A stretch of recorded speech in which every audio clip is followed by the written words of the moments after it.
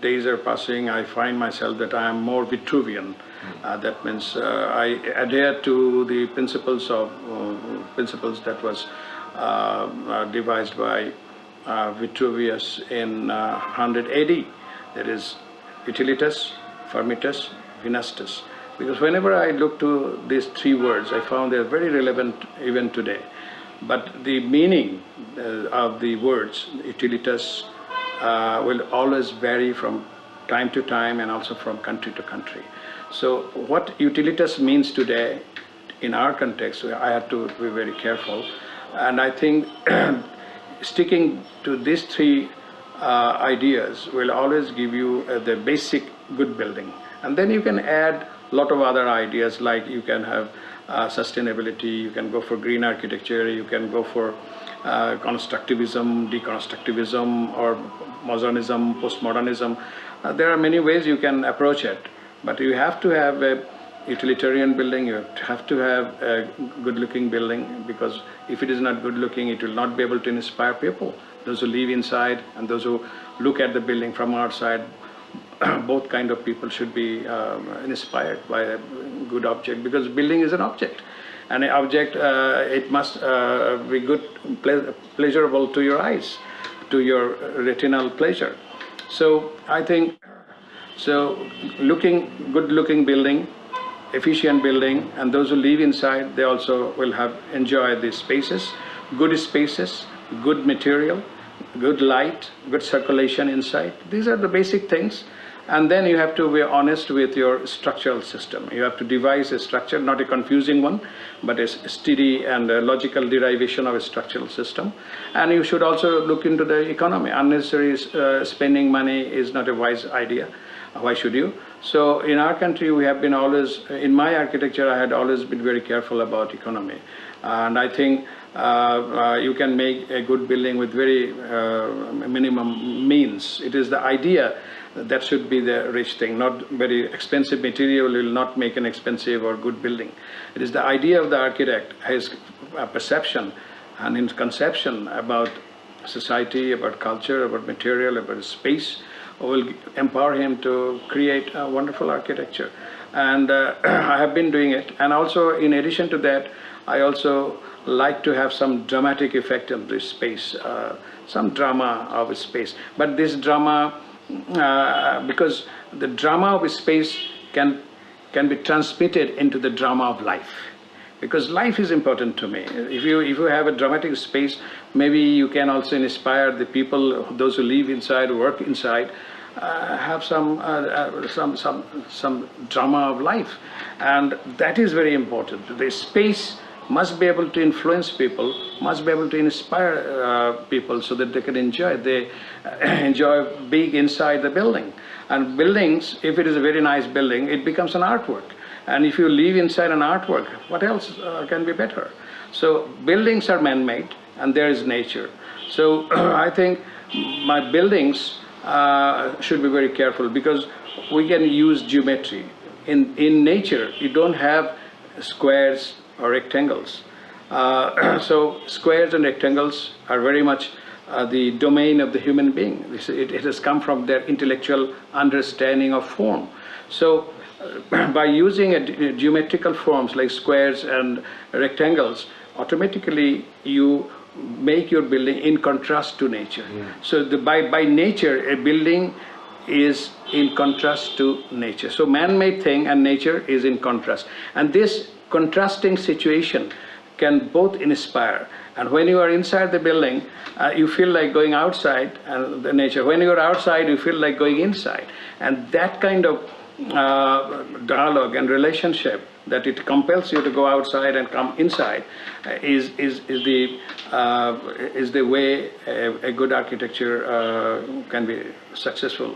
And so these are the things I have been very careful, and I always try to avoid any sentimental understanding of the culture and the architecture of the past.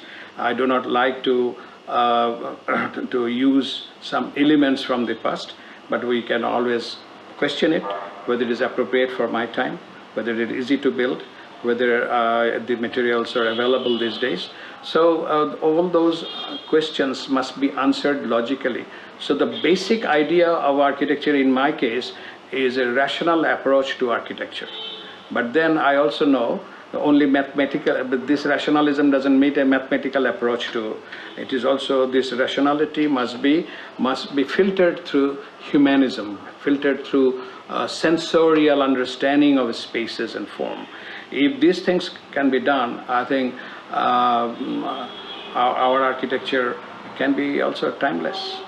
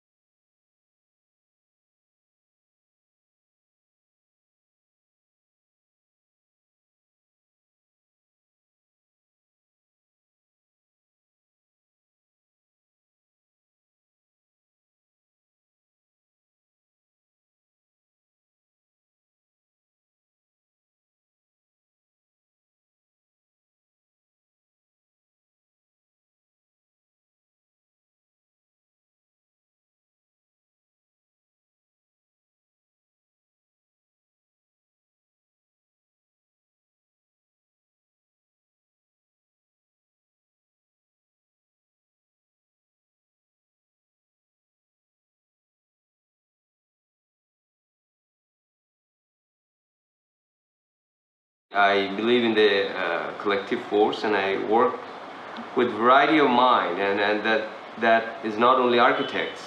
I work with craftsmen, I work with other disciplines. It's a multidisciplinary position.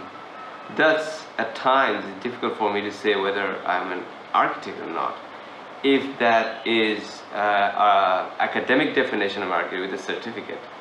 So I go back and forth. So working with a variety of minds in the society and the skills of locals is what propels me as an architect.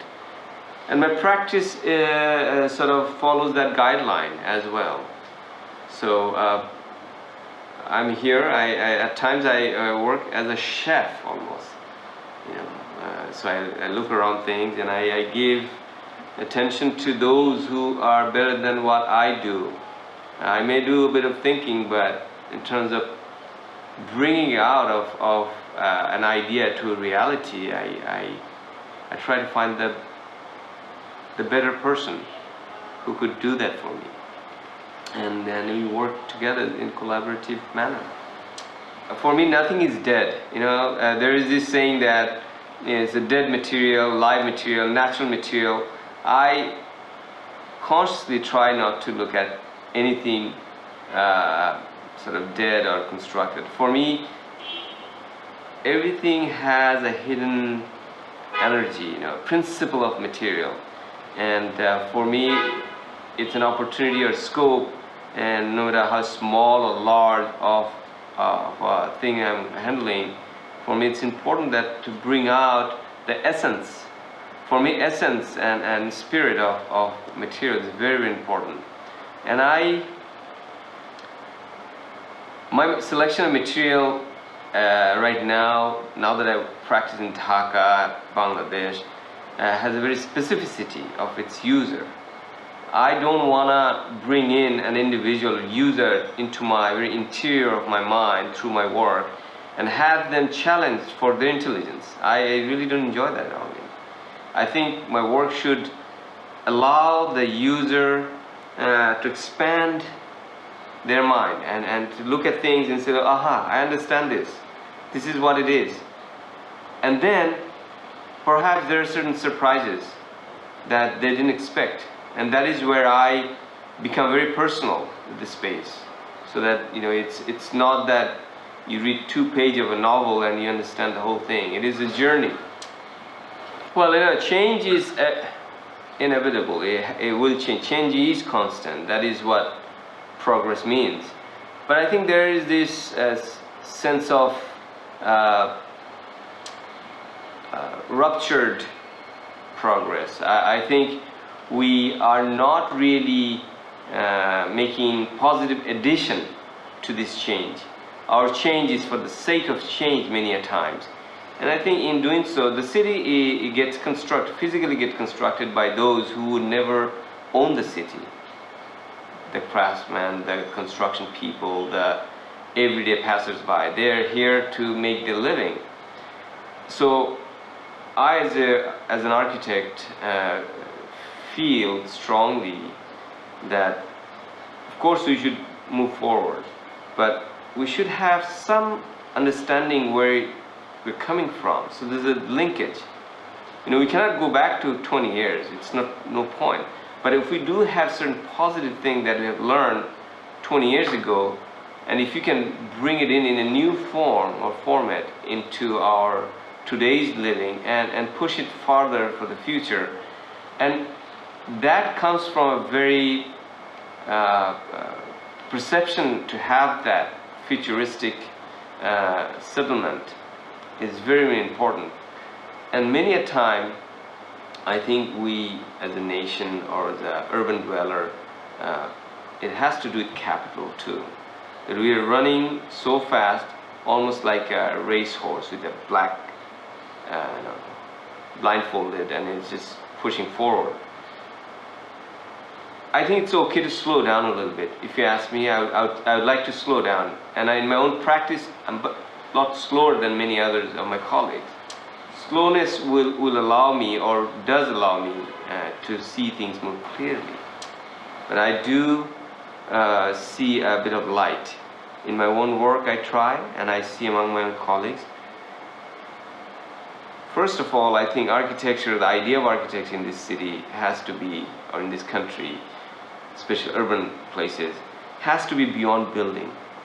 And as you know, we have founded an institution, Bengal Institute for Landscape Architecture and Settlement. We're pushing that, and so forget the building. Building will come as a byproduct, but do you understand the land? Do you understand the weather? Do you understand the air?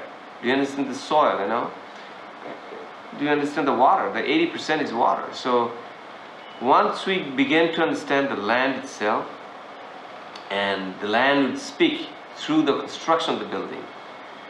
And I think I'm so happy that I lived the time of Jeffrey Bawa, He's gone, but his residue of his energy still resonates throughout the world, especially in Asia. So there's a lot to learn from someone like him.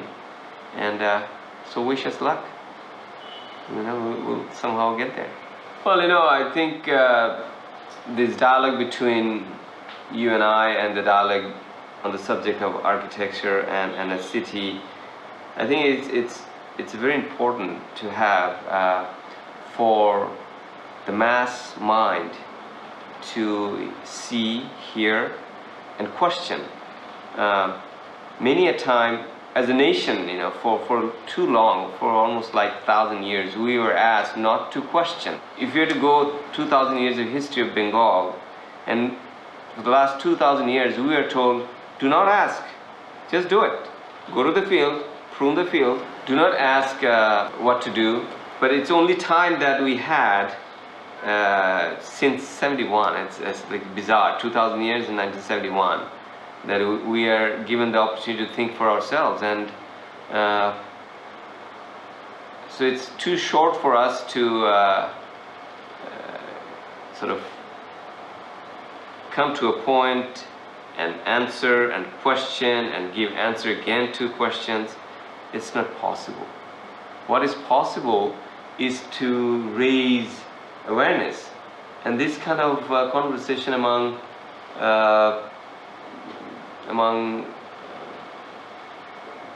citizens, among thinkers, is very, very important. Otherwise it would be absolutely a waste of a chapter in building a nation.